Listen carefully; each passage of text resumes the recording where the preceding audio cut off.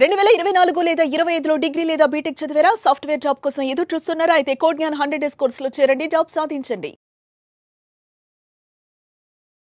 నమస్కారం అలగారి రవీంద్రనాథ్ గారు. నమస్తే అండి సిరి గారు. సార్, తల్లిదండ్రుల ఆస్తి డిఫాల్ట్ గా పిల్లలకే వస్తుందన్న విషయం మనందరికీ కూడా తెలుసు. అండ్ రీసెంట్ గానే చట్టం ఇంకొక తీర్పును కూడా ఇవ్వడం జరిగింది. తల్లిదండ్రులు కనుక పిల్లలు సరిగ్గా చూసుకోకపోతే ఆ ఆస్తిని తిరిగి తీసుకునే ఆప్షన్ పేరెంట్స్ కు ఉంది అని కూడా మనకి చట్టం అయితే తీర్పును ఇవ్వడం కూడా మనం చూసాం. సో అయితే ఇప్పుడు ఎవరైతే తల్లిదండ్రులు పిల్లలకి ఆస్తి ఇచ్చే భాగంలో క్లాజ్ అయితే ఉందో సార్, అంటే మ్యాండేటరీగా మళ్ళీ మనం తీసుకోవచ్చు అని మెన్షన్ చేస్తున్నారు అని కూడా మనం వింటూ ఉన్నాం. దీనికి సంబంధించిన డీటెయిల్స్ ఏంటి సార్? మీ ఇంట్లో సీనియర్ సిటిజన్స్ ఉన్నా లేదా అది పురుషులైనా స్త్రీలైనా కుటుంబం యొక్క వారసత్వపు ఆస్తి అంటే యాన్సెస్ట్రల్ ప్రాపర్టీ కంటిన్యూస్ గా వస్తున్న సందర్భాల్లో తల్లిదండ్రుల ద్వారా పిల్లలకి భాగ పంపకాలు జరుగుతున్న సందర్భంలో అటువంటి ఆస్తి ఏదైనా ఉన్నా సరే పిల్లలకి బై డిఫాల్ట్ ఆ ప్రాపర్టీ మీద ఆస్తి హక్కులు సంక్రమించకుండా ఇటీవల కర్ణాటక ప్రభుత్వం ఒక కొత్త చట్టాన్ని కూడా తీసుకొని రావడం జరిగింది. అయితే ఆ వివరాలకు వెళ్లే ముందు ఈ వీడియో ప్రత్యేకంగా సీనియర్ సిటిజన్స్ కానీ అది స్త్రీలైనా పురుషులైనా ఈ వీడియో తప్పనిసరిగా మీకోసమే, ప్రతి ఒక్కరు చూడండి, వీలైనంత వరకు షేర్ చేయండి అని నేనైతే రిక్వెస్ట్ చేస్తున్నాను. ఈ వీడియో చివరి దాకా చూడండి, విలువైనటువంటి సమాచారం కూడా మీకు అందే ప్రయత్నం చేస్తున్నాను ఈ వీడియో ద్వారా. ప్రత్యేకించి ఈ కర్ణాటక ప్రభుత్వం తీసుకుని వస్తున్నటువంటి ఈ చట్టం ఏంటంటే, నిన్న శాసనసభలో కూడా కర్ణాటక మంత్రి గారు రెవెన్యూ మినిస్టర్ అక్కడ మాట్లాడుతూ కూడా కొత్త విషయాలను తెలియపరచడం జరిగింది. అంటే ఏదైతే ఉన్నటువంటి సీనియర్ సిటిజన్ యాక్ట్ అంటే వృద్ధుల యొక్క సంరక్షణ వారి యొక్క పోషణ సంబంధించి 2007 సీనియర్ సిటిజన్స్ యాక్ట్ ఏదైతే ఉందో దానికి సెంట్రల్ గవర్నమెంట్ చేసినటువంటి ఈ యాక్ట్కి కొనసాగింపుగా కర్ణాటక ప్రభుత్వం మరికొంత సంచలనమైనటువంటి ఒక చట్టాన్ని రూపకల్పన చేసే పనిలో పడ్డారు. అది నిన్న అసెంబ్లీలో కూడా పాస్ అవడం కూడా జరిగింది. సో ఆ చట్టం యొక్క వివరాలు ఏమిటి అంటే, బై డిఫాల్ట్ కుటుంబం యొక్క వారసత్వ ఆస్తి ఏదైతే ఉందో పిల్లలకి అలా సంక్రమించే హక్కు అంటే ఆ ఇంట్లో పుట్టడం పిల్లలుగా కొడుకుగా కానీ కూతురుగా కానీ పుడితే ఆ తాతల యొక్క ఆస్తి బై డిఫాల్ట్ ఏమవుతుంటే ఆస్తి హక్కు కడుపులో ఉన్నటువంటి బిడ్డతో సహా ఆ ఆస్తిపై హక్కును వారసత్వంగా పొందే హక్కు ఇప్పటిదాకా ఉంది. అయితే ఈ చట్టం యొక్క వివరాలు ఏంటంటే, తల్లిదండ్రులు కానీ సరిగ్గా చూసుకోకపోయినా వారి యొక్క పోషణ, వారి యొక్క ఆరోగ్య పరిస్థితి, వారికి కాస్త ఇంట్లో ఏం చేస్తారంటే వారికి కాస్త ఇంట్లో కూడా ఉంచకుండా వారిని ఇంటి నుంచి బయటకు గెంటివేసే ప్రయత్నాలు కూడా చాలా సందర్భాలు చూసాం. అటువంటివి ఏమైనా జరిగినా, వాళ్ళని కొట్టినా, వాళ్ళని తిట్టినా, ఎటువంటిది ఏం జరిగినా సరే పేరెంట్స్ కానీ వెళ్ళి ఒక విషయం కానీ చెప్పగలిగితే ఇమ్మీడియట్ గా ఏదైతే గిఫ్ట్ డీడ్ రూపంలో కావచ్చు, సేల్ డీడ్ రూపంలో కావచ్చు, ఇతరత్ర పార్టిషన్ డీడ్ రూపంలో కావచ్చు, ఏదైనా ప్రాపర్టీ సంక్రమించినట్లయితే ఆ ప్రాపర్టీ ఇమ్మీడియట్గా రద్దు చేసుకునే అధికారం తల్లిదండ్రుల పైన ఉంటుంది అన్నటువంటి ఈ యొక్క చట్టం దీని ప్రధాన ఉద్దేశం అదే. అంటే ఎందుకు ఈ చట్టం రూపకల్పన చేశారంటే, కొన్ని వేల లక్షల కేసులు రాష్ట్రాలకు అతీతంగా అంటే అది కర్ణాటకనా ఈ ప్రాంతం ఉన్నప్పుడు కూడా ఇది ఫస్ట్ ఇనిషియేటివ్గా తీసుకుంది మాత్రం కర్ణాటక ప్రభుత్వం. బహుశా ఇదే మిగిలిన రాష్ట్రాల్లో కూడా ఇంప్లిమెంట్ చేసే అవకాశం కూడా ఉంటుంది. అంటే ప్రధానంగా ఏం చేస్తారంటే, వృద్ధుల్ని సరిగ్గా చూసుకోకుండా వారి యొక్క ఆలనా పాలన అంటే వారి దగ్గర బంగారం కానీ లేకపోతే నగదు నిల్వలు ఉన్న సందర్భాల్లో వారిని చక్కగా పువ్వులు చూసుకుంటారు. అదే అమ్మాయిలైనా సరే అబ్బాయిలైనా కావచ్చు. పూర్తిగా వారి దగ్గర నుంచి ప్రాపర్టీ తీసేసుకున్న తర్వాత వారిని బజారున పడేసి రోడ్డున పడేసి వారికి అన్నమో రామచంద్ర అన్నట్టుగా వారి ఒక దీన దుస్థితికి ఎంతో మందిని మనం చూస్తున్నాం. ఆర్డీ ఆఫీస్కి వెళ్ళాం, ఎంఆర్ ఆఫీస్కి వెళ్ళినా మనం చూసే ఈ నిత్యకృత్యం మనకి, అయ్యో మా పిల్లలు మమ్మల్ని ఇట్లా రోడ్డున పడేశారు సార్, మమ్మల్ని చూసుకోవట్లేదు, మా పిల్లలు ఎక్కడో ఎన్ఆర్ఐస్ అసలు మమ్మల్ని మా బాగోగులు కూడా చూసుకోవట్లేదు అని చెప్పి వృద్ధాశ్రమాలకి అనాథాశ్రమాలకి వెళ్ళిపోయి ఆ వృద్ధాశ్రమాల్లో వాళ్ళు తీవ్రంగా ఇబ్బందులకు గురవుతుంటే వాళ్ళు అక్కడ కూడా ఆ అమౌంట్ పే చేయకపోతుంటే బయటకు పంపించేసి అనేకమైన అంటే చివరి వృద్ధాప్యంలో వారికి అనేక మానసిక క్షోభని కలిగించేస్తున్నారు.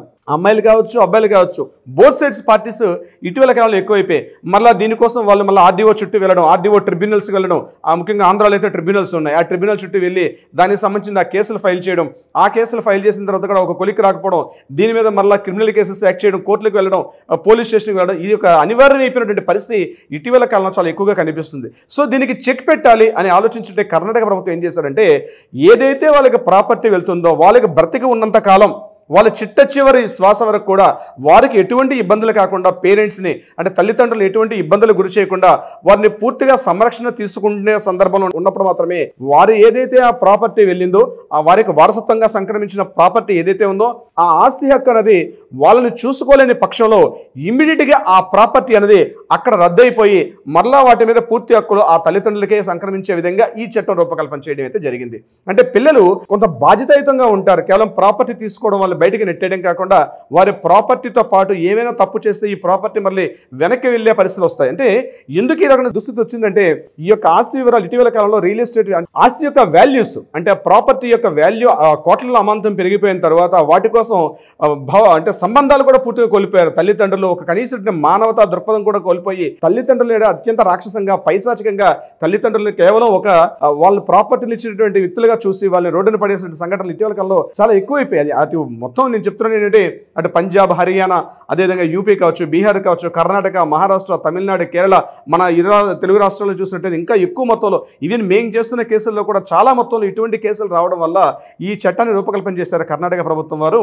ఇది యాస్టిస్ అంటే ఇది 2007 సీనియర్ సిటిజన్ యాక్ట్ ఏదైతే ఉందో దానికి కొనసాగింపుగా వచ్చిన చట్టంలో కూడా మరి కాస్త నిబంధనలు కఠినతరం చేశారు. అంటే గిఫ్ట్ డీడ్ ఇచ్చినా, సేల్ డీడ్ ఇచ్చినా లేదా ప్రాపర్టీ వారసత్వంగా వాళ్ళకి పార్టిషన్ డీడ్లో ప్రాపర్టీ వచ్చినా పేరెంట్స్ కానీ వెళ్ళి మాకు ఈ ప్రాపర్టీ మాకు అందరూ అంటే మాకు ఈ ప్రాపర్టీ ఉంటే మాకు కాస్త ఆరోగ్య స్థితిగా మాకు కాస్త మెడిసిన్ ఖర్చు కావచ్చు.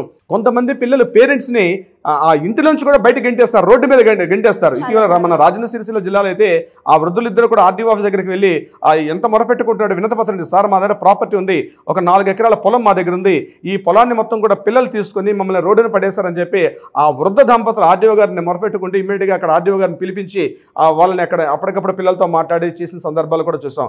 కొన్ని సందర్భాల్లో మనం చూసాం తల్లిదండ్రుల ఆస్తి కోసం అని చెప్పి ఆ చనిపోయినటువంటి మృతుని యొక్క శరీరాన్ని కూడా ఆ ప్రాపర్టీస్ ఇక్కడ సెటిల్మెంట్ చేస్తే కానీ డెడ్ బాడీని బయటికి తీసుకెళ్ళామని చెప్పి అక్కడ ఆ కొడుకులందరూ కూడా కూర్చొని ఆ డెడ్ బాడీ ముందర కూడా కూర్చొని పెద్ద రచ్చ పంచాయతీలు చేసినటువంటి ఎన్నో ఘటనలు మనం చూస్తున్నాం. చివరికి ఆ పెద్ద మనుషులు పోలీసులు అందరూ కూడా వచ్చి ఈ ప్రాపర్టీ విషయం మీరు తర్వాత తెలుసుకోండి అంటే ఇక్కడ అన్నదమ్ముల విషయం అంటే పెద్దవాడికి ఎక్కువ రాశారని చెప్పి చిన్నవాడికి తక్కువ రాశారని చెప్పి పెద్దవాడి భార్య చిన్నవాడి భార్య ఇద్దరు అక్కడ తలలు పట్టుకుని కొట్టుకొని ఆ డెడ్ బాడీ ఎదురుగుండానే అంత్యక్రియలకు కూడా చేయకుండా అంత్యక్రియలకు కూడా డబ్బులు ఇవ్వాలంటే కూడా 1-10 సార్లు ఆలోచించుకొని వాళ్ళ అంత్యక్రియలకు కూడా వాళ్ళంటే కనీసం మమ్మల్ని పుట్టించి పెంచి పోషించారే కనీసం వాళ్ళ అంత్యక్రియలను సరిగ్గా చేస్తా ఉన్నటువంటి కనీసమైనటువంటి మానవత వీళ్ళు పూర్తిగా కోల్పోయి తల్లిదండ్రులకి పూర్తిగా రోడ్డు మీదకి వదిలేసినటువంటి ఎన్నో దుస్సంఘటనలకు చెక్ పెట్టే విధంగా ఏదైతే ఈ చట్టం రూపకల్పన చేశారో 2007 యాక్ట్కి మరొకసారి దాన్ని కరెక్షన్స్ తెలుసుకుంటూ ఇప్పుడు ఏదైతే మీకు ప్రాపర్టీ వస్తుందో ఈ ప్రాపర్టీ ఏదైతే ఉందో ఆ ప్రాపర్టీ బై డిఫాల్ట్ యాజ్ టీజ్గా మిమ్మల్ని చూసుకోలేని పక్షంలో పేరెంట్స్ అందరినీ కూడా